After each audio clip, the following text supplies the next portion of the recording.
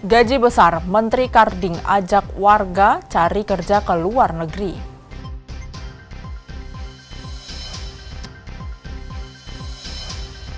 Momen libur sekolah, jumlah penumpang kereta api di Daup 4 Semarang naik hingga 35%. Kemeriahan Festival Kuliner Mustika Rasa di Kota Lama Semarang yang menyuguhkan keanekaragaman kuliner Nusantara.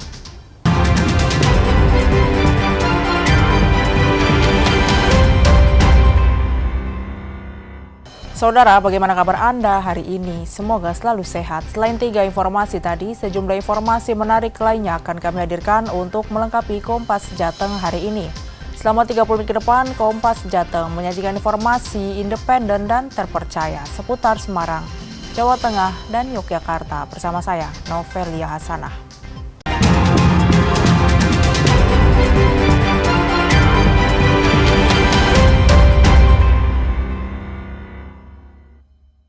Mengawali Kompas Jateng pagi ini, Saudara, Menteri Perlindungan Pekerja Migran Indonesia Abdul Qadir Karding terus berupaya mencegah lulusan perguruan tinggi menjadi korban tindak pidana perdagangan orang lewat keberadaan Migran Center di kampus.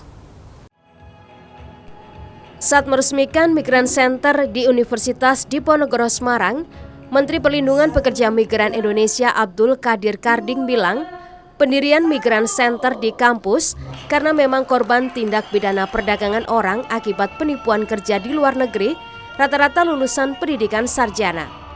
Sehingga adanya Migran Center di kampus Undip ini sebagai wadah pusat informasi, pelatihan hingga pelayanan bagi para calon pekerja migran Indonesia. Undip dipilih karena dinilai yang paling siap, sebab salah satu kampus ternama di Kota Semarang ini juga memiliki fakultas vokasi dan Jawa Tengah menjadi basis kedua terbesar kantong pekerja migran Indonesia. Kita ingin memperbaiki layanan dengan cara membangun Migran Center. Karena selama ini itu orang pemeriksaan kesehatannya jauh, biasanya di kabupaten sebelah atau di provinsi sebelah.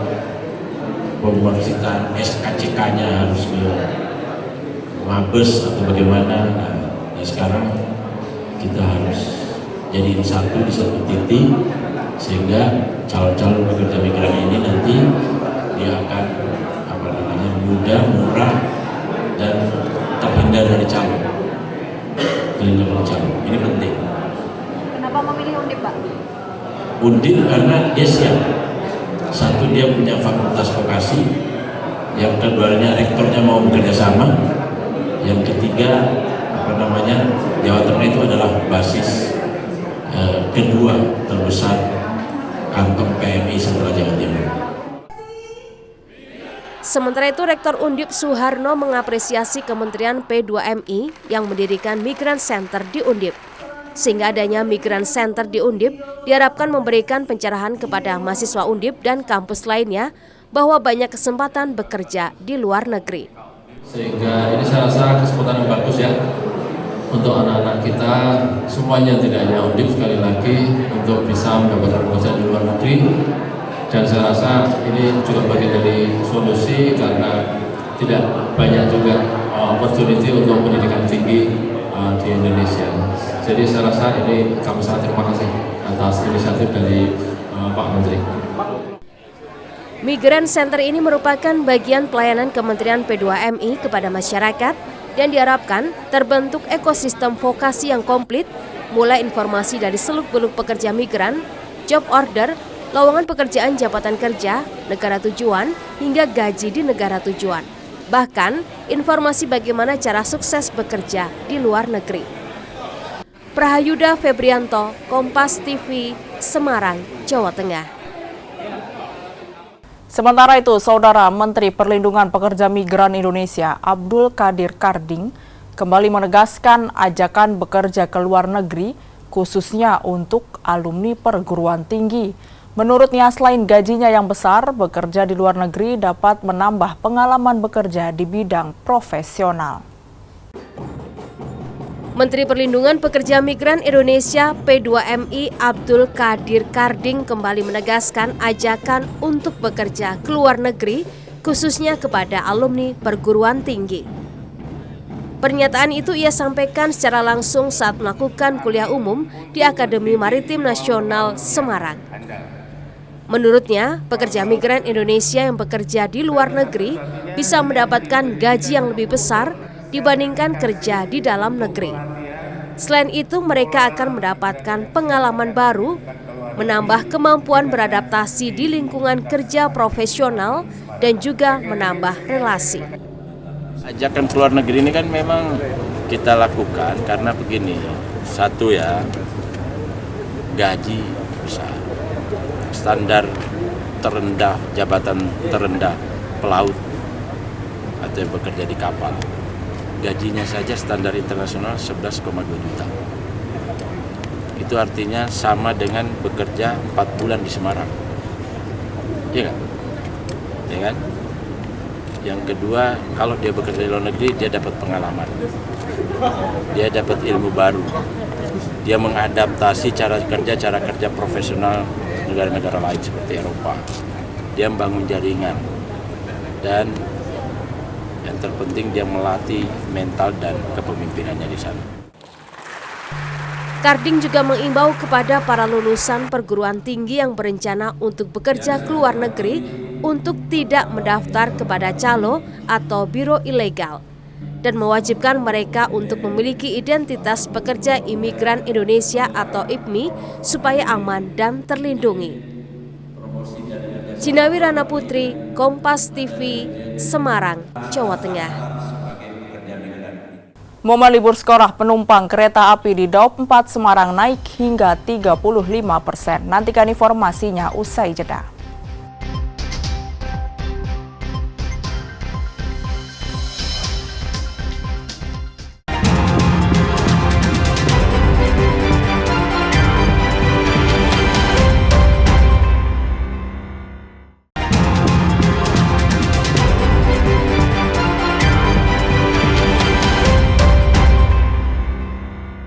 Masih di Kompas Jateng bersama saya Novelia Hasanah. Libur sekolah dan libur panjang akhir pekan menjadi angin segar bagi pelaku industri perhotelan di Kota Semarang. Salah satu pengelola hotel mencatat okupansi hotel mengalami kenaikan cukup drastis. Libur panjang akhir pekan karena peringatan Tahun Baru Hijriah dan bersamaan dengan momen libur sekolah membuat okupansi hotel melonjak. Pengelola Patra Semarang and Convention Hotel mengatakan, dari 140 kamar yang disediakan, semuanya penuh. Peningkatan drastis ini mulai terasa sejak Kamis 26 Juni naik 80%, kemudian Jumat 27 Juni naik 90%, dan puncaknya pada Sabtu 28 Juni kenaikan mencapai 100%. Rata-rata untuk tamu hotel yang menginap berasal dari Jakarta yang mengisi liburan di Kota Semarang bersama keluarga. Liburan ini memang ada peningkatan dibandingkan hari biasa, terutama mungkin karena long weekend. Okupansi kita alhamdulillah untuk liburan kali ini bisa terjual sampai 100% Pak. Dari mulai hari kemarin di hari Kamis itu sudah 90% dan mulai hari Jumat, Sabtu itu sudah 100% Pak. Selain liburan, salah satu pemicu naiknya jumlah tamu hotel yang menginap karena banyak hotel yang menawarkan promo menarik hingga berbagai event spesial libur sekolah untuk menarik minat tamu. Senot Puji, Kompas TV, Semarang, Jawa Tengah. Sementara itu, Saudara, momen libur sekolah penumpang KAI Daup 4 Semarang mengalami peningkatan hingga 35%. Kenaikan jumlah penumpang juga dipicu adanya promo 30% untuk kelas ekonomi non-subsidi. Selama libur sekolah sejak Jumat 20 Juni hingga Kamis 26 Juni, PT KAI Daup 4 Semarang mencatat terjadi kenaikan signifikan untuk jumlah penumpang. Dalam periode 7 hari tersebut sebanyak 270.218 penumpang berangkat dari berbagai stasiun di wilayah Daup 4 Semarang atau rata-rata 24.317 penumpang per hari. Sementara untuk jumlah kedatangan penumpang mencapai 163.199 orang dengan rata-rata 23.171 penumpang per hari. Angka tersebut menunjukkan terjadi peningkatan sekitar 35% dibanding hari-hari biasa. Periode liburan sekolah dari tanggal 20 sampai dengan tanggal 26 Juni 2025 terdapat kenaikan volume penumpang yang cukup signifikan, di mana selama periode dari tanggal 20 sampai tanggal 26 ini rata-rata penumpang yang berangkat dari stasiun-stasiun di wilayah 24 Semarang berkisar sekitar 24.000 lebih per harinya. Ini meningkat 35% dibandingkan dengan hari-hari biasa yang rata-rata sekitar 19.000 penumpang. Peningkatan jumlah penumpang kereta api tak hanya dipicu oleh momentum liburan sekolah, namun juga adanya promo diskon tarif kereta api kelas ekonomi non-subsidi sebesar 30% yang dimulai sejak 5 Juni hingga 31 Juli 2025. Senat Puji, Kompas TV, Semarang, Jawa Tengah. Masih di informasi libur sekolah, saudara, salah satu tempat wisata di kota Semarang yang selalu menjadi pilihan untuk mengisi liburan sekolah, yaitu Taman Lele. Tak hanya memiliki destinasi wisata keluarga yang menarik, harga tiket masuknya tergolong murah hingga selalu diminati. Dengan lokasi yang sangat strategis tepat di pinggir jalan raya, Taman Lele menjadi salah satu destinasi favorit wisata keluarga, baik dari dalam kota maupun luar kota Semarang. Terbukti di liburan sekolah saat ini, banyak wisatawan yang berdatangan dari berbagai penjuru. Tiket masuk yang murah, hanya Rp10.500, pengunjung bisa menikmati berbagai fasilitas hiburan yang ditawarkan oleh pihak pengelola Taman Lele.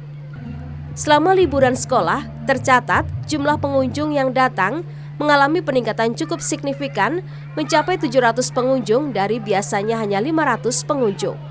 Syukurilah ini liburan anak sekolah sampai nanti masuk bulan Juli ini ada peningkatan untuk wisata di Taman Lele, karena ya harga tiketnya yang murah meriah, terjangkau untuk warga masyarakat Kota Semarang khususnya.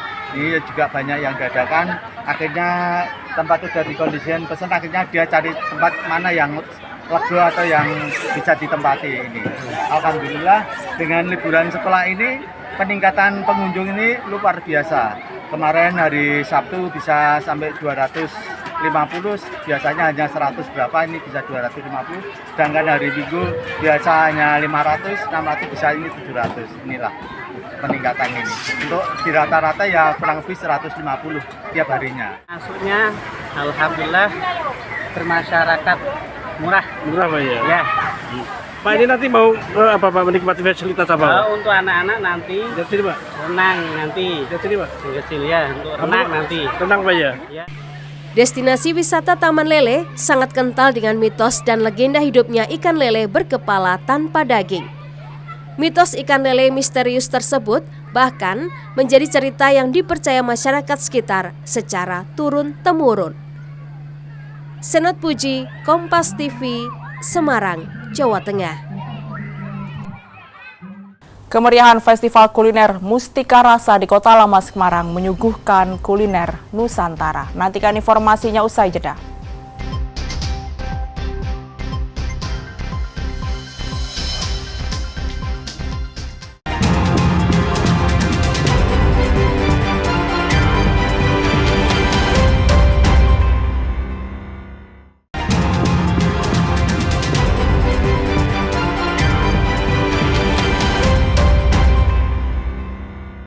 Terima kasih Anda masih di Kompas Jateng bersama saya Novelia Hasanah. Hampir wilayah pesisir Jawa Tengah mengalami abrasi pantai dan banjir pasang air laut atau ROB yang mengganggu aktivitas masyarakat. Untuk mengatasinya, pemerintah melaunching gerakan merawat dan menanam pohon mangrove untuk menyelamatkan wilayah pesisir yang dimulai dari Kabupaten Pemalang, Jawa Tengah. Abrasi pantai dan banjirop merusak hampir sebagian besar wilayah di pesisir pantai, terutama di dua kecamatan, yaitu Ulu Jami, Petarukan, Kabupaten Pemalang. Ombak-ombak air laut merusak sebagian bangunan yang berada di pinggir pantai. Bahkan pesisir pantai Pemalang kerap banjirop yang masuk ke perkampungan warga. Untuk mengatasinya, salah satu upayanya dengan membentengi wilayah pesisir pantai dengan menanam pohon mangrove dan pohon cemara laut. Sebanyak 5.000 batang pohon mangrove dan cemara laut mulai dilakukan penanaman di Desa Kertosari, Ulu Jami, Kabupaten Pemalang. Puluhan warga menanam di pinggir pantai yang parah diterjang abrasi dan banjirop dengan harapan bisa mengurangi dampak terjangan air laut. Ada 150 hektar wilayah pesisir pantai Jawa Tengah yang nantinya akan ditanami 500.000 pohon mangrove dan cemara laut dari tahun 2025 hingga 2030. Yang paling parah tahun ini, Pak. Kenapa ini? Tahun kemarinnya enggak begitu. Tahun kemarinnya itu yang kelihatan ke sana itu masih panjang. Sekarang? Kita 20. Sekarang habis. Sampai ke pohon cemara itu. Oh gitu ya. Iya. Kondisi masyarakat gimana dengan apresi kayak gini? Ya gimana lagi, nggak bisa nangani langsung. Iya. Ya, berdampak nggak terhadap lingkungan? Misalnya sangat. Banjir, apa-apa? Ya, sangat berdampak. Banjir ya? Iya. Malah sampai rumah sana. Sampai rumah ya? Sampai rumah. Ya. Tanaman habis. Oh, dengan penanaman pohon ini gimana Pak komentarnya? Bagus apa gimana? Ya, biar apa aja. Menimbulkan efek yang bagus, yang baik lah gitu. Yang baik ya? Iya. Gubernur Jawa Tengah Ahmad Lutfi menegaskan, selain menanam pohon mangrove dan cemara laut, sebenarnya pemerintah juga membangun Giant Sea Wall yang dimulai di Kabupaten Demak. Nantinya Giant Sea Wall akan dibangun sepanjang pantai utara Pulau Jawa. Untuk Giant Sea Wall Jawa Tengah sudah dapat dan itu sudah dilakukan sejak tahun 2022, yaitu antara Semarang Demak. Dan itu biayanya adalah 10,9 yang nanti akhir 2026 sudah fungsional. Sehingga Giant Sea Wall yang akan beroperasional ulangi yang fungsional adalah di wilayah Jawa Tengah, tepatnya di daerah Sayung. Gubernur meminta kepada seluruh masyarakat dan stakeholder untuk sering mengecek dan merawat mangrove dan cemara laut yang sudah ditanam. Karena seringkali terjadi pasca dilakukan kegiatan penanaman mangrove, banyak yang tidak tumbuh atau hilang karena kurang perawatan. Ari Himawan, Kompas TV, Pemalang, Jawa Tengah. Kita beralih ke informasi lainnya, Saudara. Pameran lukisan Soekarno di Gedung Auditrap kawasan Kota Lama diserbu warga. Mereka antusias menyaksikan berbagai lukisan karya berbagai pelukis, sejumlah foto Soekarno, hingga berbagai uang dan perangko lawas bergambar Presiden pertama Republik Indonesia itu.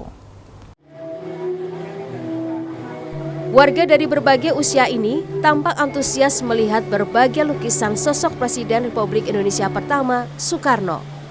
Selain lukisan Soekarno, ada pula lukisan kehidupan Wong Cilik seperti apa yang sering diceritakan Soekarno. Warga juga disuguhi berbagai foto, uang dan perangko lawas bergambar sang proklamator, bahkan ada foto Soekarno saat mengunjungi Tugu Muda, Kota Semarang. Salah seorang pelukis disabilitas bernama Zulfikar mengaku Soekarno sebagai salah satu panutan yang sering memihak kepada masyarakat kelas bawah atau Wong Cilik, sehingga kali ini salah satu karyanya yang ditampilkan adalah kehidupan Wong Cilik. Hari ini aku melukis beda dari yang lain sih sebenarnya, tapi masih dalam satu tema ke Bung Karno juga sih. Kalau menurut saya pribadi, Bung Karno itu ya sosok yang panutan ya, yang perlu kita contoh, perlu kita tiru dari semangat juangnya, dari perhatiannya kepada orang-orang kecil, orang-orang yang ibaratnya susah, kurang mampu gitu. Terus beliau kan istilahnya apa ya, sebagai ikonnya negara Indonesia juga kan. Banyak juga ilmu yang kita bisa gali dari sana gitu, dari Bung Karno. Salah seorang pengunjung bernama Citra mengaku langsung merinding saat berada di pameran lukisan sang proklamator sebab dia sendiri menyukai karya seni yang berbau nasionalisme seperti ini. Menurutnya, pameran lukisan seperti ini bisa untuk memberikan edukasi kepada masyarakat, terutama generasi muda, mengenai sejarah perjuangan bangsa. Nasionalismenya langsung terasa sih begitu masuk. Kayak vibes-nya nggak tahu kenapa ada merinding-merindingnya juga. Suka banget sama karya seni kayak gini. Bahkan beberapa dari lukisan itu sampai kayak foto gitu loh, saking bagusnya, saking realnya gitu. Sementara Wali Kota Semarang Agustina Wilujeng Pramestuti mengatakan gelaran ini tak hanya sekadar pameran lukisan Presiden Republik Indonesia pertama, namun juga untuk membangkitkan memori generasi muda terhadap Garuda Pancasila, sebab bulan ini penuh dengan peristiwa bersejarah. Bulan Juni ini kan bulan yang penuh dengan peristiwa-peristiwa bersejarah yang harusnya menjadi satu momentum untuk setiap anak itu mengetahui Pancasila, walaupun dari mewarnai, kemudian Bung Karno sebagai pendiri bangsa, sesuai abstraksi mereka. Dari situ kita akan mencari bagaimana cara memperkenalkan Bung Karno kepada anak-anak dengan lebih mudah. Penyelenggaraan pameran ini bertujuan untuk memberi edukasi dan visualisasi sekaligus menggugah semangat kebangsaan melalui karya seni rupa dengan sejarah yang ada di Indonesia. Prahayuda Febrianto, Kompas TV, Semarang, Jawa Tengah. Sementara itu, saudara, sebanyak 45 hotel, restoran, dan jasa catering bersaing menjadi yang terbaik pada lomba kuliner dalam Festival Mustika Rasa yang digelar pemerintah Kota Semarang di kawasan Kota Lama. Para peserta yang merupakan para chef hotel, restoran hingga penyedia jasa catering yang ada di Kota Semarang ini berusaha menampilkan kuliner terbaik mereka. Para peserta bebas menggunakan resep dari buku Mustika Rasa karya Presiden Republik Indonesia pertama, Soekarno. Salah seorang peserta mengangkat kuliner khas Lampung, yakni gulai taboh, nyeruit, dan kue eka. Pemilihan makanan khas Lampung untuk lomba karena memiliki makna mendalam setiap kulinernya. Seperti nyeruit sendiri, biasa digunakan untuk makan bersama keluarga besar sebagai bentuk kebersamaan dan kesederhanaan. Sementara gulai taboh khas Lampung Barat yang merupakan masyarakat pesisir, sehingga berisi seafood dan biasanya juga disajikan untuk Raja Lampung, sedangkan kue eka biasanya dimakan sebagai penutup kulineran Lampung. Kue eka sendiri ini biasanya untuk dessertnya orang Lampung. Kalau nyeruit, ini ciri khas kami biasanya untuk makan keluarga besar bersama. Nah, jadi memiliki arti kebersamaan dan kesederhanaan. Dan untuk rasanya sendiri, rasanya pedas, asam, segar. Karena memang semuanya produk dari fresh. Ikannya sendiri bisa ikan bakar atau ikan digoreng juga. Jadi pelengkapnya nanti sayur-sayuran. Sementara peserta lain dari Jakarta membuat asinan Betawi dan semur daging kentang khas Betawi. Ada juga es selendang mayang sebagai penutup. Buku Mustika Rasa dinilai sebagai warisan resep kuliner seluruh Nusantara, sehingga mereka mengambil resep dari buku karya Sang Proklamator. Tentang Bung Karno ya, jadi membuat buku yang menjadi kitab nih. Sebenarnya itu adalah warisan. Jadi resep-resep Nusantara itu ada di dalam satu buku itu. Mustika Rasa itu menampilkan dari makanan Nusantara. Wali Kota Semarang Agustina Wilujeng Pramestuti berharap para peserta mendapatkan inspirasi dari buku Mustika Rasa karya Bung Karno tersebut. Gelaran ini juga sebagai pembuktian bahwa kuliner Indonesia tidak kalah dan bisa menjadi sajian skala internasional. Saya adalah mereka mendapatkan inspirasi dari resep masakan yang ada di buku Mustika Rasa. Ini kan buku jadul, buku keluaran zaman pemerintahannya Bung Karno yang diinisiasi oleh Bung Karno, dikeluarkan oleh Kementerian Pangan Pertanian. Nah, dari situ kita akan bisa melihat bahwa resep Indonesia nggak kalah. Ini sebenarnya bisa menjadi sajian di hotel internasional. Dengan memperkenalkan resep ini kepada para chef di hotel berbintang 5, berarti kita sama dengan mengatakan, Pak Chef ya, you bisa dong nasionalismenya ini bangkit dengan memamerkan ini ke dapur-dapur, kemudian ke meja makan, cobalah untuk bisa sedikit ada dorongan gitu, supaya resep masakan ini bisa diterima dunia internasional. Seperti diketahui, lomba kuliner Nusantara ini merupakan bagian dari Festival Mustika Rasa, di mana gelaran ini merupakan rangkaian peringatan Bulan Bung Karno yang digelar oleh pemerintah Kota Semarang bersama stakeholder terkait. Prahayuda Febrianto, Kompas TV, Semarang, Jawa Tengah. Informasi tadi sekaligus mengakhiri Kompas Jateng hari ini. Saya Novelia Sanah, mewakili kerabat kerja yang bertugas, mengucapkan terima kasih atas perhatian Anda. Selamat mengikuti acara kami selanjutnya, Kompas TV, independen terpercaya. Sampai jumpa.